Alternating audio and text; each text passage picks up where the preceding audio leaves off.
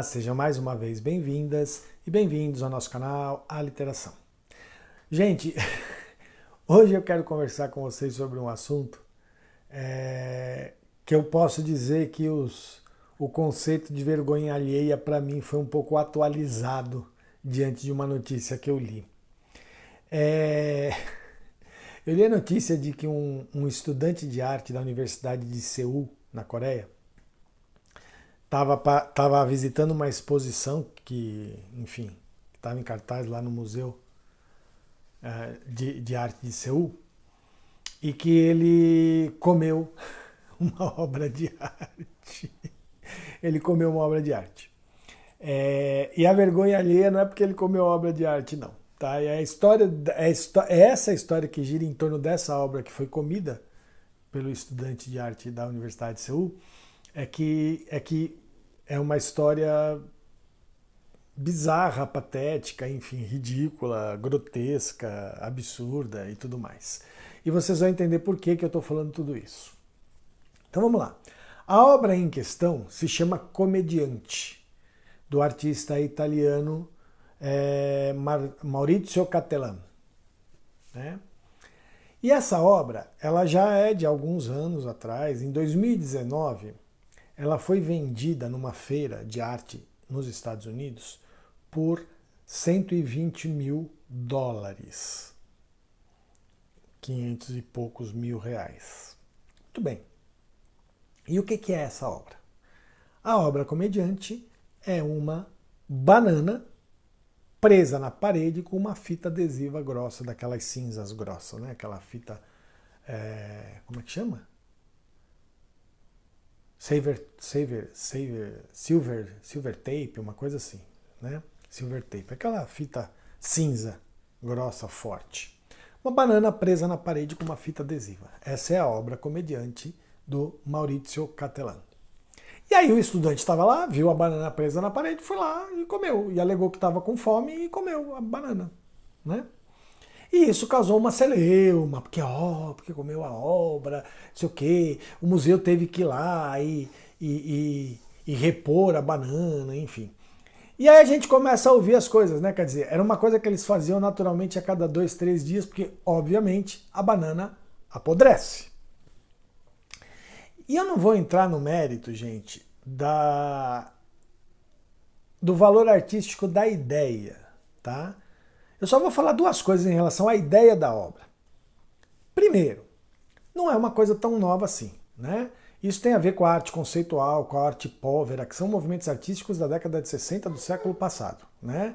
A gente não pode deixar de mencionar, por exemplo, obras como as pedras amarradas com alface do Giovanni Anselmo, né?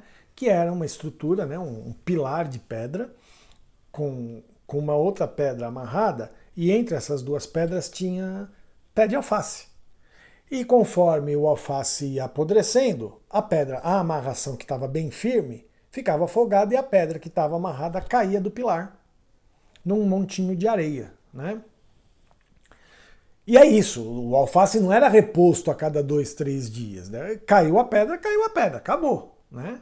Essa era a ideia, né? Então a ideia. E aí a gente pode falar, ao defender a obra, quem defende a obra pode falar, porque está discutindo a decomposição da matéria, não sei o quê, o contraste entre a natureza e o concreto, a natureza que se deteriora e o concreto que se mantém inalterável, enfim. A gente pode ter uma série de discussões. E quem critica vai dizer, nossa, que besteira, existiriam formas mais inteligentes de discutir essas questões e tudo mais. Enfim, não importa. O que importa é que no caso dessa obra do Giovanni Anselmo, por exemplo, a obra era essa. Colocou o pé de alface, fez a amarração firme, com o pé de alface apodrecendo, essa amarração deixava de ser firme, a pedra caía e pronto. A obra em si acabava. Né? Ah, mas eu quero ir lá e vou colocar outro pé de alface. Beleza. Mas a obra em si, a razão de ser da obra termina ali, no momento em que o alface apodrece e a pedra cai. A razão de ser da obra já não existe mais. A gente também não pode deixar de mencionar, por exemplo, né, a lata de cocô do Piero Manzoni, né, que vendeu as latas de cocô do artista, enfim, várias latas, né? Dele mesmo, o cocô era dele mesmo, né?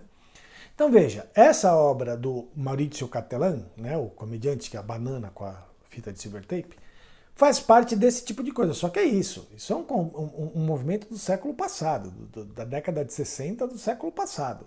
Então não tem nada de tão novo nisso, né? Não tem nada de tão inovador nessa coisa de você pegar uma banana e colocar na parede, pregar com silver tape e... Mas, para mim, eu nem faço a crítica, nem acho, porque assim, eu sou até um entusiasta da arte povera, da arte conceitual, eu adoro. Acho que tem coisa que é besta e acho que tem coisa que é muito bacana. Como em todos os movimentos artísticos, né? Se a gente for ver todos os movimentos artísticos, como em tudo na vida, né? Tem coisas muito bacanas e tem coisa besta. E normal, normal. E eu não vou entrar aqui no mérito se a banana amarrada, se a banana presa com fita adesiva na parede do Maurizio Cattelan, né? Se a obra comediante, ela é, do ponto de vista de ideia, de conceito, se ela é boba ou não, se ela é idiota ou não. A discussão não é essa. A vergonha alheia não veio por causa disso.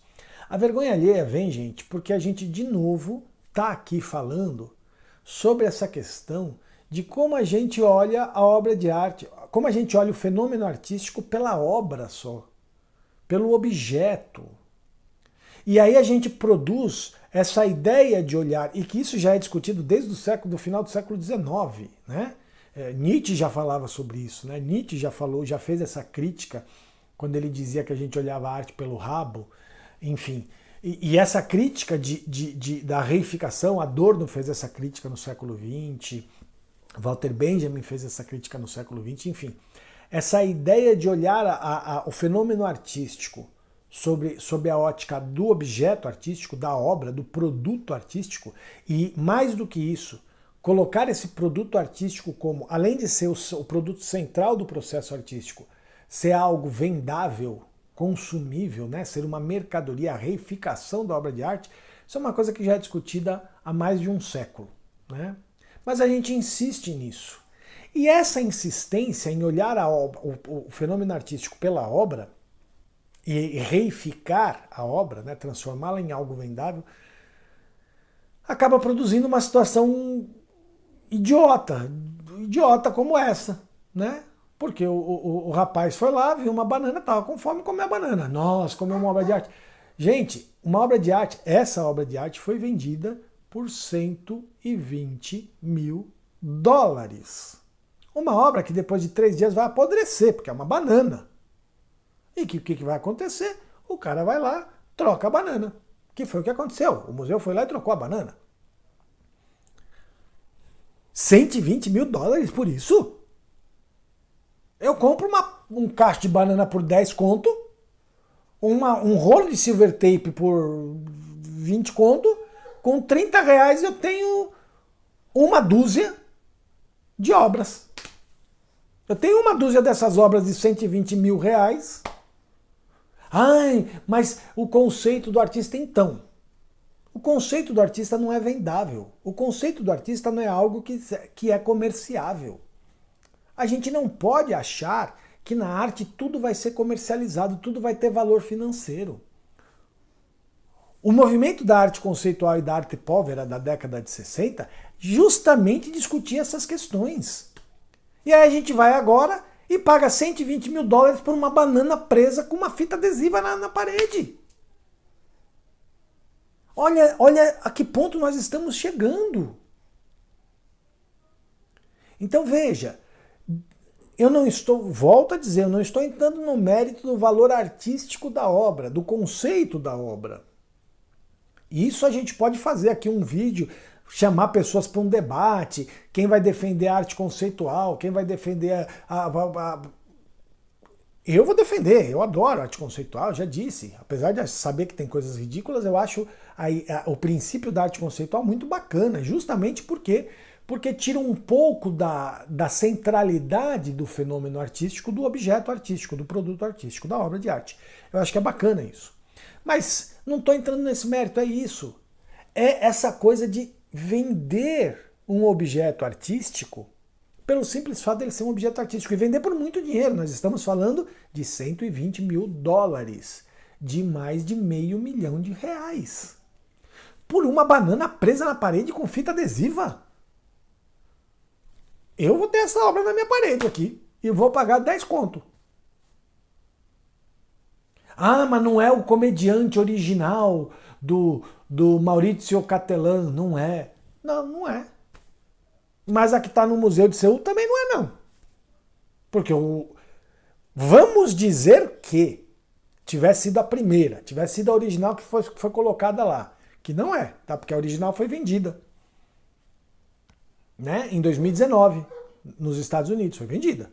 Vamos dizer que o cara que comprou em 2019, então vamos dizer que mesmo que o cara que comprou lá em 2019 tenha cedido para o Museu de Seul para fazer a exposição, não é mais a mesma banana, é outra banana. Então não é original. Fato, original não é. Aí foi lá, vamos dizer que o rapaz foi no primeiro dia da exposição, o que não aconteceu, mas vamos dizer que o estudante lá que comeu a banana tivesse sido no primeiro dia da exposição. Viu a banana, comeu a banana, a original, que foi levada para lá. Mas pronto, foi lá, o museu foi lá e substituiu, já não é mais a original. Então percebe que é uma coisa tão ridícula, né? Porque é isso, você começa a discutir a questão da originalidade da obra de arte num lugar tão absurdo. Por quê? Porque não se parou para pensar o seguinte: essa obra de arte não é o objeto que interessa.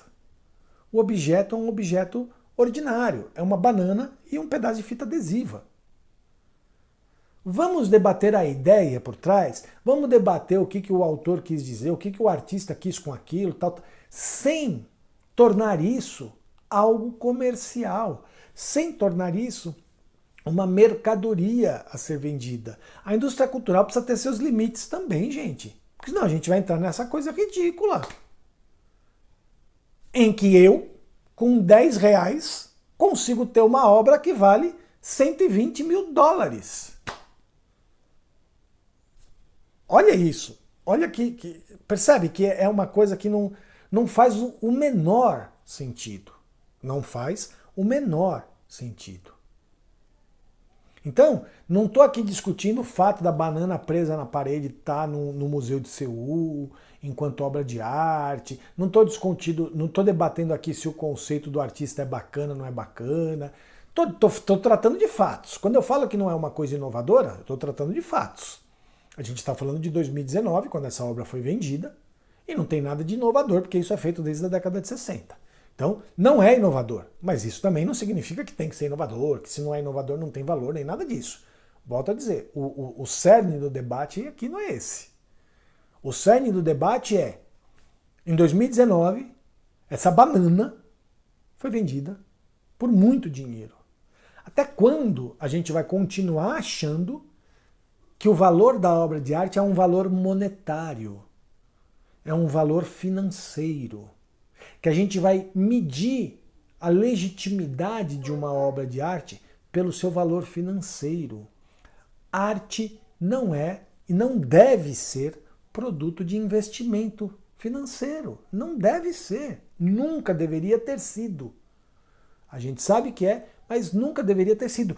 E o mundo está dando provas disso, gente. A gente falou um tempo atrás a questão dos NFTs, da bolha do NFT que estourou e que foi uma febre, e estourou a bolha, agora está todo mundo perdendo dinheiro com essa porcaria. E agora essa história da banana. Quer dizer, quantas situações ridículas como essa vão ter que acontecer para a gente parar e pensar o seguinte: arte não é uma coisa que tem que ser medida por seu valor financeiro. Arte não é uma coisa mensurável do ponto de vista econômico. E eu não estou falando da macroeconomia, de gerar emprego, de gerar renda, não é nada disso. Estou falando da reificação, da transformação da obra de arte em mercadoria. É isso que eu estou falando. Tá? Então até quando a gente vai ficar nisso? A gente vai precisar passar por outras situações ridículas como essa?